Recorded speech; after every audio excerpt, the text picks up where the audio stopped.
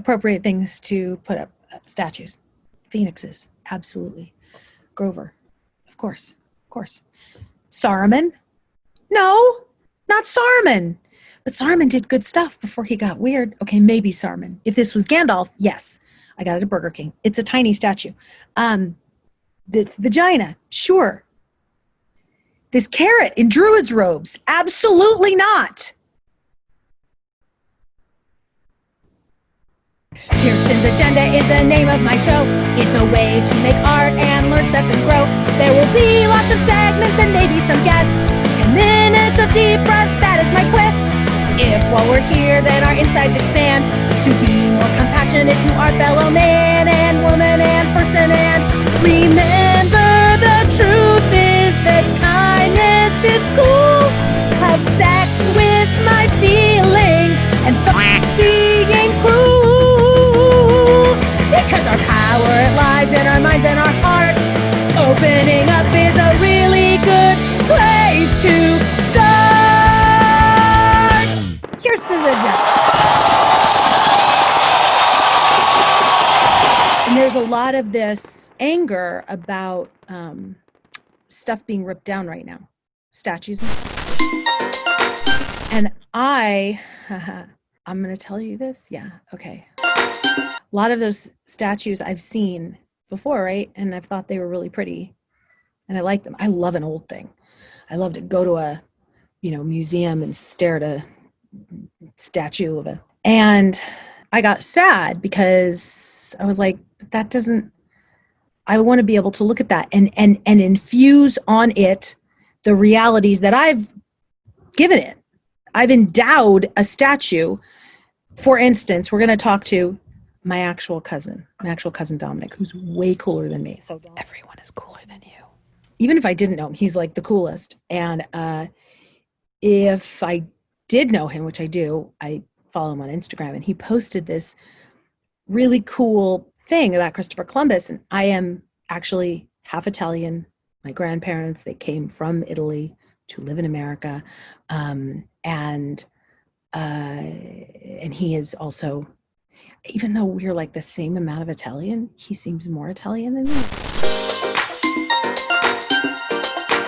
This is Dominic Marconi, his real life name.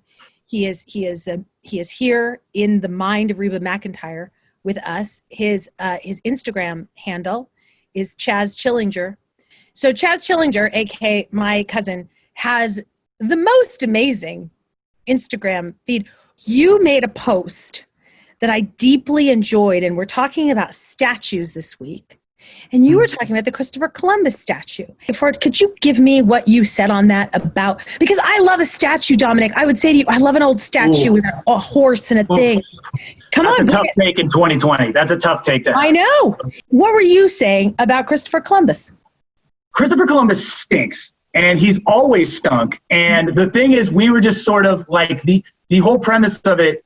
There's two things. There's statues, and statues are bad. And then there's also Christopher Columbus, and why he gets a statue is absolutely beyond me. To his dying day, stood on the fact that he found the route to India. After we knew, more than likely, that he had not found India, he'd found somewhere else. That's cool. You did something, I guess. He refused to admit it. Around like the 30s, 40s, and 50s, people were being very mean to Italian immigrants in America, as they had been for a long time. But especially then, there's the story of basically a riot in New Orleans, and they hang 11 Italian Americans just because. So there's a lynching in America in I believe, the 30s.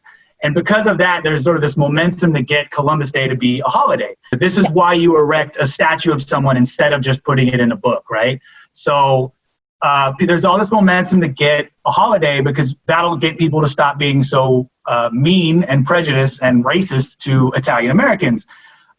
They start putting up statues in all the towns so that people, along with learning it in school, which is right around the time that in 1492 Columbus sailed the ocean blue, propaganda starts getting put in kids' heads. So that's when all these statues just show up everywhere, because what happens is you put up a statue, it's culture, it's art, it's part of the city. And everyone forgets the day that it went up, but it's there forever, right? It's literally a monument, right? But no one necessarily reads into it. You just have to see it every day on your way to work, or you see it when you walk around town. And so I guess what happened was everyone kind of just forgot that at one point, like last year, there was no Columbus, no one cared. Now all of a sudden everyone cares. Then it becomes a national holiday, and it just sort of slides into this place in October that we all had room for, and no one argued, and no one really questioned why this person who we knew was a failure, who we knew was a bad person, who fought natives, who fought, like made them fight dogs and purposely like tortured people and gave them disease. Why do we celebrate him? And it was really just like, that's, for Italian Americans, that's the only guy we had. Rocky Balboa didn't exist yet. Reba McEntire is an Italian. I did not know. Get out of here. Are you serious? Sorry. Oh, okay. We could make that statue. We could put up that statue. She is. Get out. I knew I love this lady. I love this woman.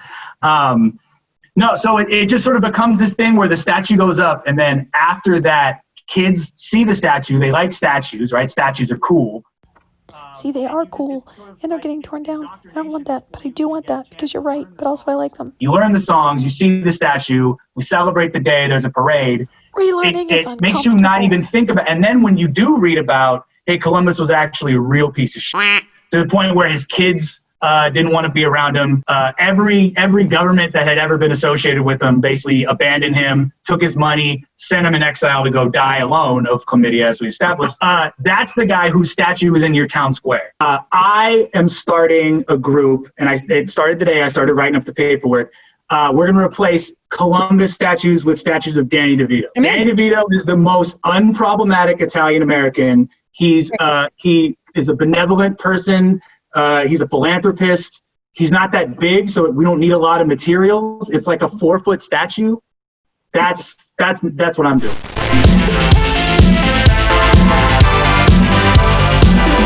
I wrote a song, not in my journal, on these pieces of paper. I wrote this one in the middle of the beginning of the pandemic. I changed it slightly. I feel like it is valuable right now. Is my rage covering up my sadness? Is my sadness covering up my fear? Is my fear a socially acceptable way? Is your fear a socially acceptable way of expressing anger? And is your anger something that you could actually hold quite dear? I don't know what to do with all these feelings. It seems I've felt this way before now, but I'm really feeling them a lot during a civil rights movement and a pandemic, and now it's impossible to ignore. I have layers written down right here. 'Cause I'm mad, and I'm sad, and I'm scared, and sometimes, privilege point, I'm glad. Sometimes I get happy, and sometimes I have fun, and I feel guilty and gross when that's done. A Napoleon is a layered dessert thing, but it's a metaphor for my goings on, because I have layer upon layer of emotion, and I'm doing my level best to hang on. This dessert was named after a short guy. But my feelings right now, they feel quite tall. And it's hard to peer over and look on the bright side. But I know in my heart, there's one for us all. Because this is the part where I'm going to say what I'm mad about, and you're going to say it too, because I'm mad. I'm mad because I don't like having to do work on myself. I don't like having to correct myself all the time about what's appropriate to be doing. I don't like it. And I'm sad. I'm sad. I'm sad all the terrible things that are happening. I'm sad at the way I behave about the terrible things that are happening. I'm sad that my birthday is coming and I don't get to hang with people. And I'm scared. I am scared out of my mind. Privilege point. I get another privilege point then. The producers are going to say, we can't do this, Kirsten. No one can see you falling apart. That doesn't make any sense. Wrap it up, I think everybody's falling apart. I think the internal statues have to come down for us to build back up. And I'm always like this. And so are you. So let's not play.